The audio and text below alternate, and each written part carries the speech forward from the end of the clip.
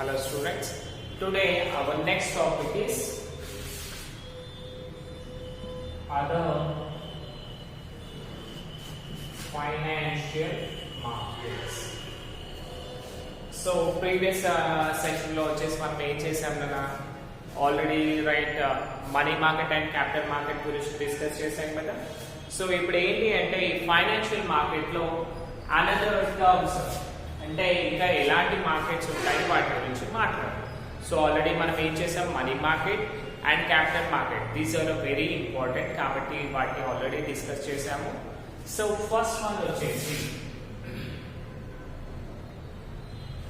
Bond market.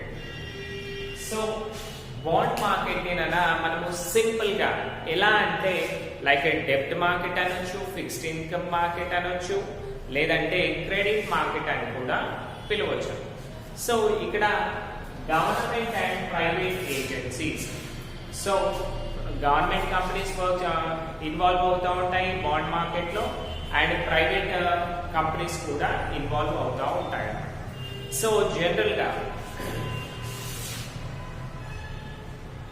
Government companies so చాలా rare situations లో మనకి గవర్నమెంట్ కంపెనీస్ అనేవి ఈ బాండ్ మార్కెట్ పైన డిపెండ్ అవుతూ ఉంటాయి. సో వీళ్ళు ఏం చేస్తారు అంటే సమ్ టైమ్స్ మనకి గవర్నమెంట్ కంపెనీస్ కి అప్పులు ఎక్కువగా అయ్యాయి అనుకోండి, అంటే లోన్స్ క్లియర్ చేసుకోవాలి కదా. సో ఆ లోన్స్ క్లియర్ చేయాలి అంటే ఏం కావాలి, వాళ్ళకి డబ్బులు కావాలి. సో అలాంటి టైంలో ఈ గవర్నమెంట్ కంపెనీస్ ఏం చేస్తాయి అంటే వాళ్ళ నుంచి షేర్స్ కానివ్వండి లేకపోతే బాండ్స్ కానివ్వండి ఇష్యూ చేస్తూ ఉంటాయి. Right so so to meet their long term capital needs, that is government companies to pay their loans, ఓకేనా, to pay their loans pay చేయడానికి అయినా సరే, లేదంటే వాళ్ళ ఇన్ఫ్రాస్ట్రక్చరల్ డెవలప్మెంట్ అంటే వాళ్ళ కంపెనీస్ ని ఇంకా డెవలప్ చేయాలి అంటే సపోజ్ బ్యాంక్స్ ఉన్నాయనుకోండి, ఇంకా 2-3 బ్రాంచెస్ పెట్టాలి అనుకోండి, అలాంటి టైంలో వాళ్ళు ఏం చేయాలి, వాళ్ళకి డబ్బులు కావాలి కదా. అలాంటి టైంలో వీళ్ళు బాండ్ మార్కెట్ పైన డిపెండ్ అవుతూ ఉంటారు. Next private companies. ఈ ప్రైవేట్ కంపెనీస్ ఏంటి అంటే యూజువల్లీ ఫర్ దేర్ ఎక్స్పాన్షన్, వాళ్ళ బిజినెస్ ని ఇంకా గ్రో చేసుకోవాలి అనుకున్నారు అనుకోండి, right. So for business expansion purposes, so వాళ్ళు ఇంకా న్యూ ప్రాజెక్ట్స్ కనుక ప్లాన్ చేశారనుకోండి, that is business expansion purpose. ఓకేనా. సో గవర్నమెంట్ వాళ్ళు ఏం చేస్తున్నారు, వాళ్ళకి ఉన్నదాన్ని డెవలప్ చేసుకోవడానికి చూస్తున్నారు. ఈ ప్రైవేట్ కంపెనీస్ ఏం చేస్తున్నాయి, ఇంకా అడిషనల్ బ్రాంచెస్ పెట్టుకోవాలి అనుకోండి, వాళ్ళకి డబ్బులు కావాలి కదా. సో అలాంటి టైంలో వీళ్ళు ఈ బాండ్ మార్కెట్ పైన డిపెండ్ అవుతూ ఉంటారు. So generally bond market can be segmented into corporate bonds, government bonds, municipal bonds, mortgage bonds and emerging market bonds. So ఇన్ని టైప్స్ ఆఫ్ బాండ్స్ ఉంటాయి కదా, అవన్నీ కూడా మనము ఫ్యూచర్ లో నేర్చుకుంటా ఉంటాము. సో సింపుల్ గా బాండ్ మార్కెట్ ఏం చేస్తుంది, government companies and private companies ఎక్కువగా పార్టిసిపేట్ చేస్తాయి ఇందులో. సో ఫస్ట్ గవర్నమెంట్ కంపెనీస్ వచ్చేసి టు పే దేర్ లోన్స్ కానీ, అంటే వాళ్ళ లోన్స్ క్లియర్ చేసుకోవడానికి కానివ్వండి, లేదా వాళ్ళ ఇన్ఫ్రాస్ట్రక్చర్ డెవలప్ చేసుకోవడానికి, అంటే న్యూ టెక్నాలజీస్ అప్డేట్ చేయడానికి అన్నమాట. సో ఇప్పుడు చూడండి మనము ఏదైనా ప్రైవేట్ కంపెనీస్ చూసామనుకోండి, ప్రైవేట్ బ్యాంక్స్ చూసామనుకోండి, వాళ్ళ ఇన్ఫ్రాస్ట్రక్చర్ మొత్తం కూడా డిఫరెంట్ గా ఉంటుంది. అదే గవర్నమెంట్ లో ఉంటుందా, లేదు. కానీ ఇప్పుడున్న ప్రెసెంట్ మార్కెట్ సిచ్యువేషన్స్ లో ఏంటి, ప్రతి ఒక్కరిని కూడా అట్రాక్ట్ చేయాలి అంటే ఏంటి, ఫస్ట్ థింగ్ మనము హైఫైగా కనిపించాలి. సో అలాంటప్పుడు గవర్నమెంట్ కి డబ్బులు కావాలి కదా. సో అలాంటి సిచ్యువేషన్ లో గవర్నమెంట్ కంపెనీస్ బాండ్స్ ఇష్యూ చేసి మీరు ఇన్వెస్ట్ చేయండి అని చెప్తారు. So here we are the investors.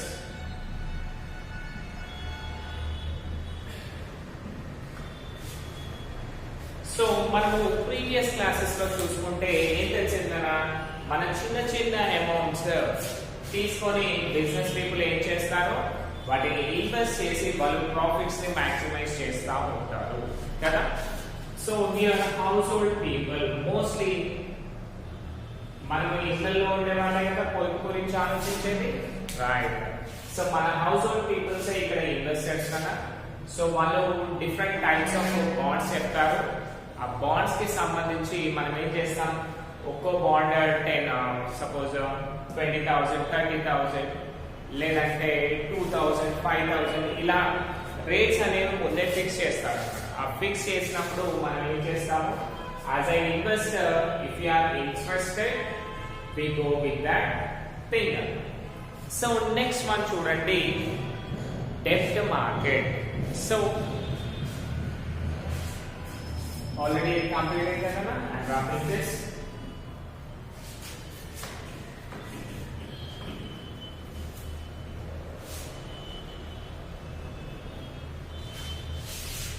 So bond market లో private companies and government companies involve అవుతున్నాయి.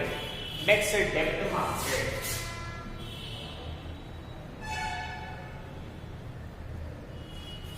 ఆల్రెడీ మీకు మెటీరియల్స్ లో ఉంటుందనే ఇవన్నీ కూడా నేను ఏవేవైతే డిస్కస్ చేస్తానో అది ఒకసారి చదవండి. ఓకే. సో డెబ్ట్ market is the securities which yield a fixed income. The debt market is a market situation where trading of debt instrument take place. The debt instruments include mortgages, right?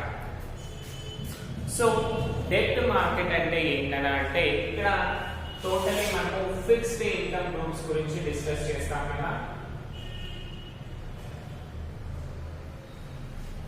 అంటే ఎలాగంటే మేము ఒక 5 lakhs invest చేస్తాము, మాకు ఒక 5-6 years తర్వాత దాని lump sum amount కావాలి, చిన్న చిన్న అమౌంట్స్ వద్దు అనుకుంటారు కదా, వాటిని మనము డెబ్ట్ మార్కెట్ అని పిలుస్తాము. సో ఈ డెబ్ట్ మార్కెట్ లో కనుక చూసుకుంటేనన్నా మనకి మేజర్ గా వచ్చేసి మార్టగేజెస్, ఓకేనా, mortgages, next promissory notes,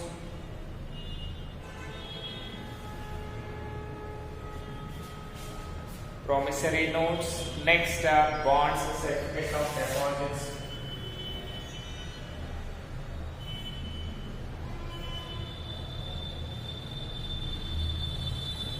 bonds.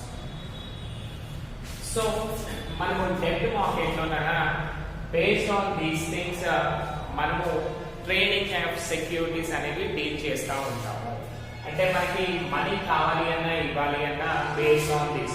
Mortgages అంటే ఐడియా ఉంటుంది కదా. సపోజ్ మీరు ఒక షాప్ పెట్టారనుకోండి, ఆ షాప్ పేరు పైన డబ్బులు తెచ్చుకున్నారనుకోండి, ఆ లోన్ తీరేంత వరకు కూడా ఎట్లా అంటే మీరు ఏదైనా షాప్ చూడండి కదా, ఫైనాన్స్డ్ బై SBI అని దానికి ఒక నేమ్ రాస్తుంది. సపోజ్ ఇబ్రహీంపట్నం బ్రాంచ్ అనుకోండి, finance by SBI Ibrahimpatnam branch కదా.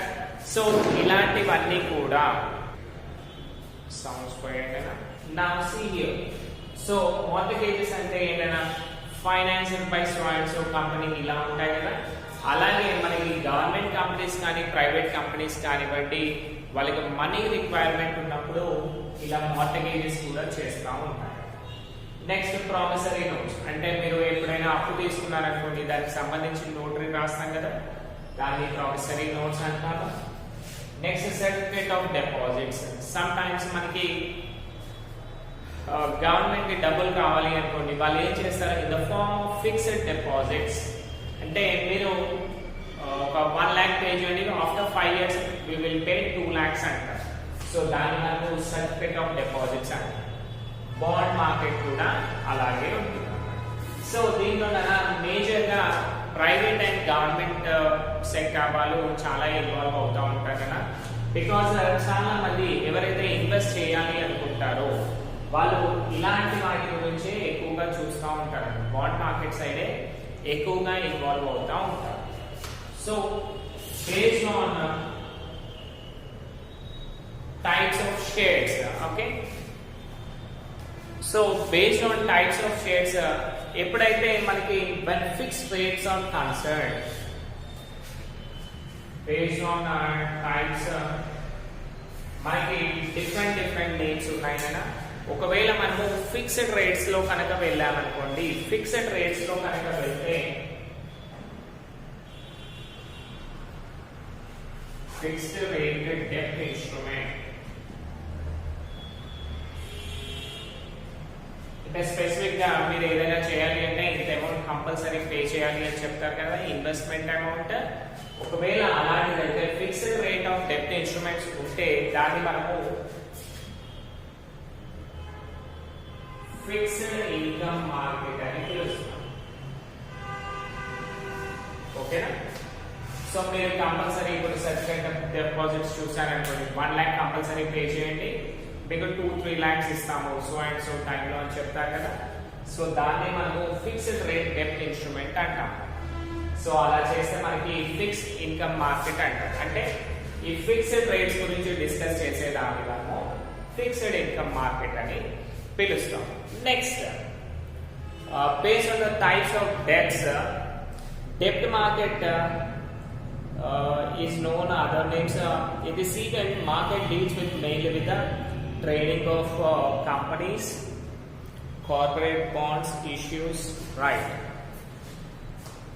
So fixed income market అంటాము. నెక్స్ట్ మనము బాండ్స్ గురించి డిస్కస్ చేసాం అనుకోండి. అంటే కార్పొరేట్ బాండ్స్ అంటే ఏంటంటే ప్రైవేట్ కంపెనీస్ ఉంటాయి కదా, వాటికి సంబంధించిన బాండ్స్ గురించి మనము ట్రేడింగ్ చేసామనుకోండి. ఓకేనా? సో ఇక్కడ ఏంటంటే సింపుల్ గా చెప్పాలి అంటే ఎవరైతే బిగ్ కంపెనీస్ ఉన్నాయో వాళ్ళకి డబ్బులు కావాలి. సో వాళ్ళ దగ్గర క్యాపిటల్ లేనప్పుడు ఏం చేస్తారు, చిన్న చిన్న కామన్ పీపుల్ దగ్గరే కదా ఎక్కువ మనీ సేవింగ్ హ్యాబిట్ ఉండేది. సో వీళ్ళ నుంచి మీరు మాకు డబ్బులు పే చేయండి, మేము మళ్ళీ మీకు రిటర్న్ గా డబ్బులు ఇస్తాము, ఇంట్రెస్ట్ రూపంలో ఇస్తాము అని అంటారు. సో మనము ఈ ఫైనాన్షియల్ మార్కెట్ లో ఇన్వాల్వ్ అయ్యాము, రైట్? నెక్స్ట్, వాళ్ళకి ఇన్కమ్స్ కావడానికి మన దగ్గర ఏం చేశారు, డిఫరెంట్ స్ట్రాటజీస్ యూజ్ చేసి మన దగ్గర నుంచి డబ్బుల్ని ఇన్వెస్ట్ చేయించుకుంటా ఉన్నాం. ఎగ్జాంపుల్ మార్టగేజెస్ కానివ్వండి, ప్రామిసరీ నోట్స్ కానివ్వండి, సర్టిఫికేట్ ఆఫ్ డిపాజిట్స్ అంటే ఫిక్స్డ్ డిపాజిట్స్ కానివ్వండి, బాండ్స్. బాండ్స్ అంటే ఏంటి, ఎలా చెప్పాలన్నా మీకు, బాండ్స్ సింపుల్ గా మనకి నోటరీస్ లో 20 రూపీస్ బాండ్స్, 30 రూపీస్ బాండ్స్ ఉంటాయి. అంటే it's just like an agreement. ఓకేనా? సో ఫిక్స్డ్ రేట్స్ గురించి డీల్ చేస్తే దాన్ని మనము ఫిక్స్డ్ ఇన్కమ్ మార్కెట్ అంటున్నాము. And based upon the tradings ని బేస్ చేసుకొని మనకి డిఫరెంట్ నేమ్స్ ఉన్నాయి. సో ఫస్ట్ మనం ట్రేడింగ్ విత్ బాండ్స్ చేసామనుకోండి, దాన్ని మనము బాండ్ మార్కెట్ అని పిలుస్తాం. ఓకేనా? Only related to the bonds. Okay, related to the bonds చేస్తే కనుక దాన్ని బాండ్ మార్కెట్ అంటాము. Next, if mortgages and notes are mainly of trading, అంటే ఇక్కడ చూడండి బాండ్స్ ఉన్నాయి కదా, ఓన్లీ బాండ్స్ విషయంలో మనం ట్రేడింగ్ చేస్తే దాన్ని బాండ్ మార్కెట్ అంటాము. లేదు అంటే మార్టగేజెస్ గురించి, మార్టగేజ్ అంటే ఏంటన్నా ఒక అసెట్ ఇంకోరు అక్వైర్ చేసుకునే రైట్స్ ఇస్తాము అండ్ దాని ప్లేస్ లో మనము డబ్బులు పే చేస్తాం. అంటే సెక్యూరిటీగా ఒక అసెట్ పెట్టుకొని మనం డబ్బులు ఇచ్చేదాన్ని మార్టగేజెస్ అంటాం కదా. సో ట్రేడింగ్ అనేది బేస్డ్ ఆన్ మార్టగేజెస్. ఓకేనా? మార్టగేజెస్ లో అవుతే దాన్ని మనము క్రెడిట్ మార్కెట్ అని పిలుస్తున్నాం. ఓకేనా? సో బాండ్స్ ట్రేడింగ్ చేస్తే, ట్రేడింగ్ అంటే ఏంటంటే సింపుల్ గా place of buying and selling of securities ని మనం ట్రేడింగ్ అని పిలుస్తాం, రైట్? సో బాండ్స్ పే చేసుకుంటే బాండ్ మార్కెట్ అంటాము. మార్టగేజెస్ ఇవన్నీ డీల్ చేసేదాన్ని క్రెడిట్ మార్కెట్ అని పిలుస్తాము. So this is the thing. Now let us go with the next one, that is equity market.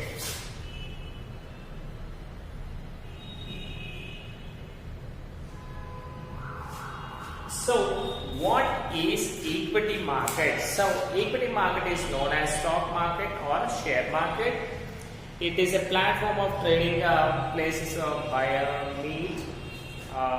Next ఇలాగే చూసుకుంటేనన్నా మనకి సో ఇందులో మనకి ఏమవుతుందన్నా share market right. Equity market చూసుకుంటేనన్నా దీన్ని సింపుల్ గా మనము స్టాక్ మార్కెట్ అని కూడా పిలుచుకోవచ్చు.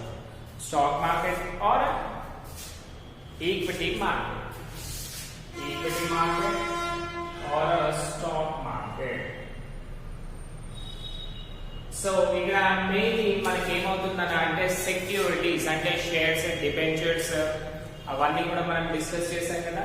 Shares and debentures purchase and sales చేయాలి అంటే ఒక ప్లాట్ఫామ్ కావాలి కదా మనకి, అంటే ఒక ఏరియా అనేది కావాలి కదా రైట్.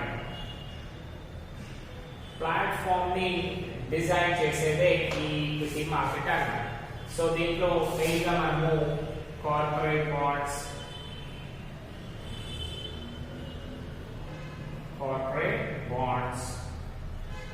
ని డీల్ చేస్తా ఉంటాం. అంటే పబ్లిక్ వాళ్ళవి కానివ్వండి, అంటే గవర్నమెంట్ బాండ్స్ కానివ్వండి, ప్రైవేట్ బాండ్స్ కానివ్వండి, ఈ స్టాక్ మార్కెట్ లో మనము డీల్ చేస్తా ఉంటాం. ఈ స్టాక్ మార్కెట్ లో ఇంకొకటి ఏం చేస్తాము, వాళ్ళకి బయర్స్ అండ్ సెల్లర్స్ ఉంటారు కదా ఇద్దరు. సో వాళ్ళిద్దరికి కూడా డబ్బులు అంటే ఏడని ఎక్స్చేంజ్ చేసుకోవాలి అనే క్లారిటీ ఉంటుంది కదా. ఆ క్లారిటీని ఇవ్వడానికి మనము ఈ స్టాక్ మార్కెట్ అంటే స్టాక్ ఎక్స్చేంజెస్ ని మనం క్రియేట్ చేయడం జరిగింది అన్నమాట. నెక్స్ట్ ఈ బయర్స్ అండ్ సెల్లర్స్ మీట్ కావడానికి ఒక ప్లేస్ ఇచ్చాం కదా, ఆ stock markets.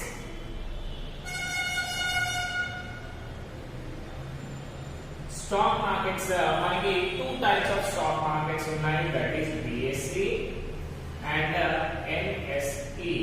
That is BSE అంటే ఏంటి, బాంబే స్టాక్ ఎక్స్చేంజ్.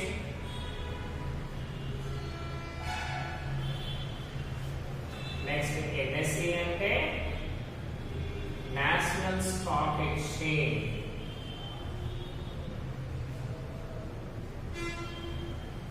ఓకేనా. సో మీరు ఎప్పుడైనా న్యూస్ లో కనుక చూసారనుకోండి, ఈ రోజు బాంబే స్టాక్ ఎక్స్చేంజ్ లో సెన్సెక్స్ ఎంత అయింది, నిఫ్టీ ఎంత అయింది రైట్. సో అవన్నీ కూడా మనం ఈ Bombay stock exchange and national stock exchange లో డిస్కస్ చేస్తూ ఉంటాం. So this is the thing అన్న. సో దీంట్లో మేజర్ గా ఏంటి, పబ్లిక్ అండ్ ప్రైవేట్ కంపెనీస్ కి సంబంధించినవి అన్ని కూడా మనము క్లియర్ గా డిస్కస్ చేస్తూ ఉంటాము. So in simple terms, an equity market can be viewed as a market where buyers and sellers of a stock meet. అంతే కదా. సో బయర్స్ అండ్ సెల్లర్స్, కొంతమంది ఇన్వెస్ట్ చేసే వాళ్ళు ఉంటారు, కొంతమంది ఏం చేస్తారు, ఆ ఇన్వెస్ట్మెంట్స్ ని అట్రాక్ట్ చేసి వాళ్ళ బిజినెస్ ని డెవలప్ చేసుకోవాలి అని చూస్తూ ఉంటారు కదా. సో మీరు ఎప్పుడైనా చూడండి అలా, ఒకసారి మీ మొబైల్స్ ఉన్నాయి కదా, దాంట్లో బాంబే స్టాక్ ఎక్స్చేంజ్ లైవ్ అని కొట్టండి యూట్యూబ్ లో, మీకు అది లైవ్ వస్తూ ఉంటుంది. ఎప్పటికప్పుడు షేర్స్ చేంజెస్ అవుతూ ఉంటాయి, ఎప్పటికప్పుడు లింక్స్ వస్తానే ఉంటాయి కదా, ప్రైసెస్ అప్ కావడం డౌన్ కావడం. సో ఇలాంటి టైంలోనే మనం ఏం చేస్తాం, బేస్డ్ ఆన్ స్పెక్యులేషన్ అంటే మనం ఊహించి ఏం చేస్తాం కదా, మనం ఎప్పుడైనా కానీ ఇప్పుడు జస్ట్ లైక్ ఎలా అడిగిందనా అంటే ఆన్లైన్ గేమ్స్ ఉంటాయి కదా. సపోజ్ ఇప్పుడు ఎలా తీసుకున్నాం మన అంటే సింపుల్ గా చూసుకుంటే ఊహించడం. సో మనకు ఒక దానిపైన ప్రాఫిట్స్ వస్తున్నాయి అనుకోండి, మనం ఏం చేస్తాము, దాన్ని కొన్ని ఫ్యూచర్ లో అమ్మడానికి చూస్తాము. సో స్పెక్యులేషన్ అంటే ఏంటి, సింపుల్ గా ఊహించడం అన్నమాట. సో మనం కూడా ఏం చేస్తామంటే ఈ షేర్స్ వీళ్ళు ఇష్యూ చేసేటప్పుడు, అరే ఈ కంపెనీ గ్రోత్ బాగుంది, సో దీన్ని మనం కొన్నాం అనుకోండి, కంపెనీకి ప్రాఫిట్స్ వచ్చినప్పుడు ఏమవుతాయి, మన షేర్స్ వాల్యూ కూడా ఇంక్రీజ్ అవుతాయి అని చెప్పేసి మనము వాటిని పర్చేస్ చేయడం జరుగుతుంది అన్నమాట. సో వాటిని మనము based with the place of stock exchange వాటన్నిటిని కూడా మనము బయింగ్ అండ్ సెల్లింగ్ చేస్తూ ఉంటాము. ఓకేనా. So first primary market and secondary market. Primary market లో కంపెనీస్ ఏం చేస్తున్నాయి, వాళ్ళ కంపెనీకి సంబంధించిన షేర్స్ ని ఇష్యూ చేస్తారు. అవన్నీ వచ్చేసి మనకి స్టాక్ మార్కెట్ అంటే స్టాక్ ఎక్స్చేంజ్ లో ఏం చేస్తున్నాము, బయింగ్ అండ్ సెల్లింగ్ చేస్తున్నాము. Okay, based upon the company reputation. ఒకవేళ అవి మనకు కొనగానే ప్రైసెస్ ఇంక్రీజ్ అయ్యాయి అనుకోండి, మనకి ప్రాఫిట్ వస్తుంది. ఒకవేళ లాసెస్ వస్తే లాస్ వస్తుంది కదా, రైట్. సో ఇప్పటి వరకు మనము షేర్స్ అండ్ డిబెంచర్స్ గురించి డిస్కస్ చేసాము. Now let us go with the next one, that is forex market.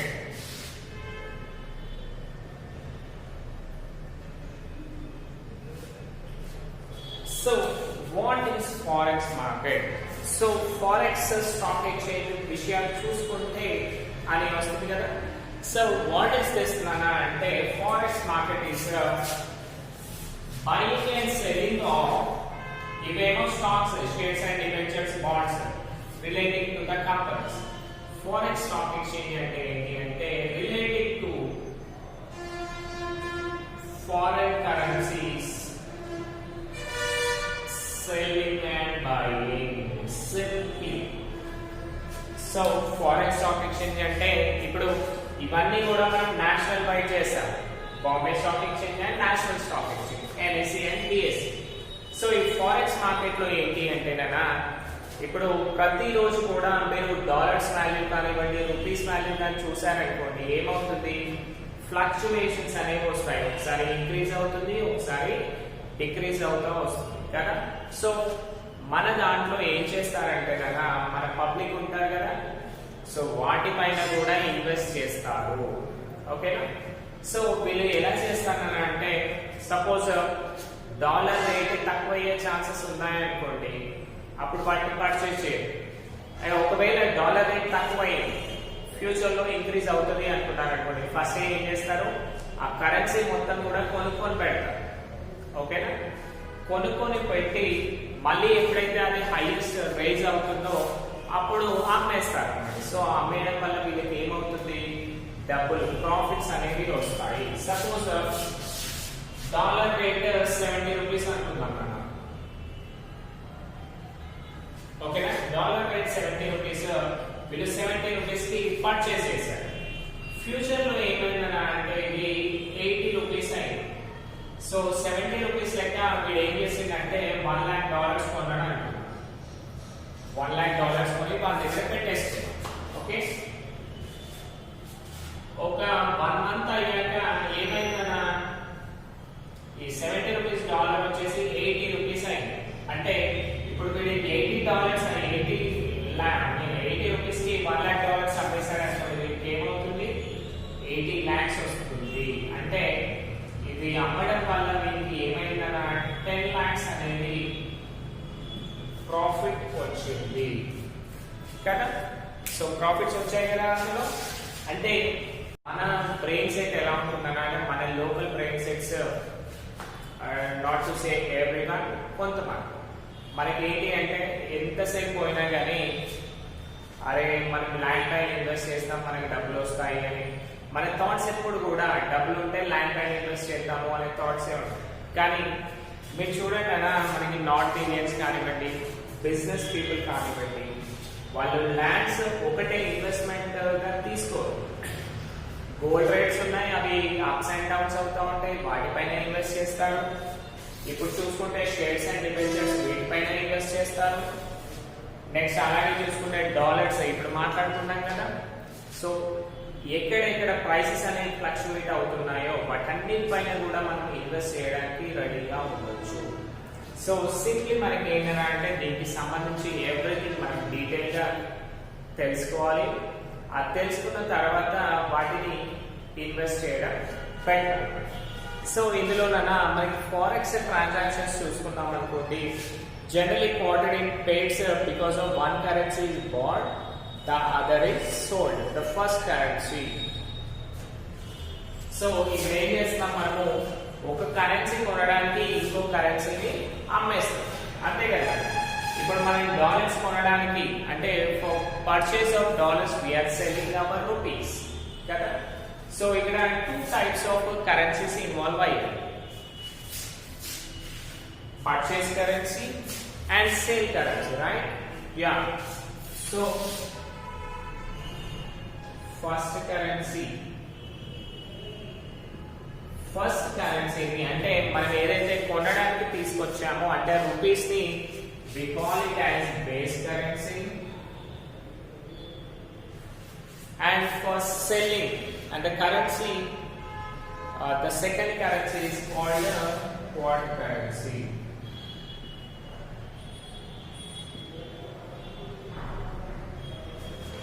So ఇక్కడ సింపుల్ గా మనం ఏం చేసాం కదా, డాలర్స్ పర్చేస్ చేయడానికి మన రూపీస్ ని ఇన్వెస్ట్ చేశాము. Rupees is the base currency and quad currency is the dollars. So ఇవన్నీ కూడా మనకి ఫారెక్స్ కరెన్సీలో ఉంటాయి కదా. సో ఇక్కడ సింపుల్ గా ఏం చేస్తాము, based upon the exchange of that is the changes in the value of currencies మనకి ప్రాఫిట్స్ అండ్ లాసెస్ అనేటివి వస్తూ ఉంటాయి. Next last one, derivatives. Derivatives అంటే సింపుల్ గా చూసుకుంటే it is a product whose value is derived from the value of one or more basic variables called basis. The underlying assets can be equity, forex, commodity or other assets. So derivatives అంటే ఏంటంటే simple గా మనం ఒక product cost ఉందనుకోండి, అది change కావడానికి దాని respective చాలా చేంజెస్ ఉంటాయి, ఛార్జెస్ ఉంటుంది. ఓకేనా, దాన్ని మనము డెరివేటివ్స్ అని పిలుస్తాము. ఎగ్జాంపుల్ కన్నా నేను సింపుల్ ఒక ఎగ్జాంపుల్ చెప్తాను. నేను పానీపూరి తినడానికి వెళ్ళాను. ఓకేనా, సో నార్మల్ గా మనకి ఫస్ట్ ఎంత వచ్చేది 6 కానీ 7 కానీ ఇచ్చేది based on the situation. So night వెళ్తే వాడు ఏం చేశాడు అంటే 10 రూపీస్ కి 5 మాత్రమే ఇచ్చాడు.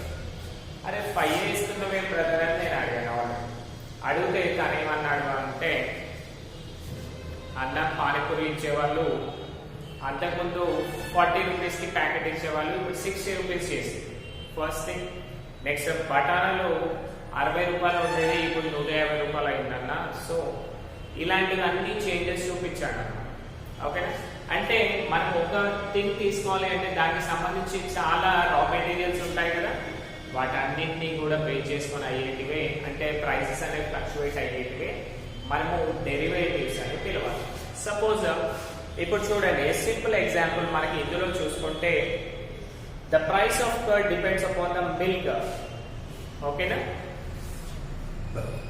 సో మనము కర్డ్ చూసామనుకోండి, పెరుగు చూసామనుకోండి, పెరుగు ఎక్కడి నుంచి వస్తుంది, మిల్క్ నుంచి వస్తుంది.